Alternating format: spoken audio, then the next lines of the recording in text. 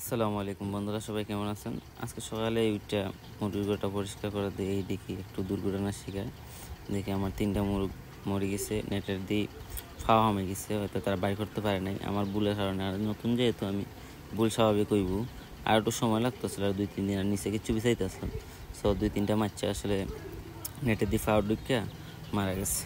তারপরে তারা পত্র তার ঠিকঠাক করে আর দেখলাম আর মরছে উঠছে না, দেখা যায় না। ও 3টেও বড় খারাপ লাগলো, অনেক কিছু করার নাই। লসে লাভে তো ব্যবসা তো লসে লাভেও মরবো, আইবো যাইবো, অনেক কিছু হইব।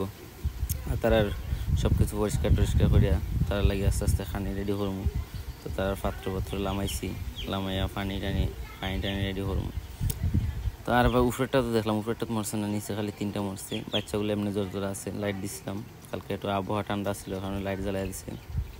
আরও 1-2 দিন লাইটও রাখতাম, পাতি বন্ধ করে নিব। ও 3টা এখন নিয়ে গাঙ্গো ফালাই দিব। গাঙ্গো মাছ আছে, খাই দিব নে, পরিবেশ পালা থাকলো।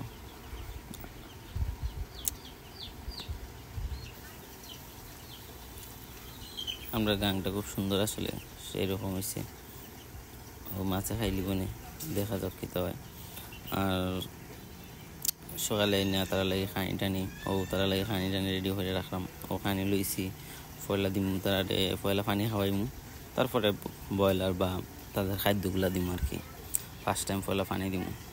কিছু বাচ্চা সাইডেও দিছিলাম, দেখি জোরে আটে খায় চলে।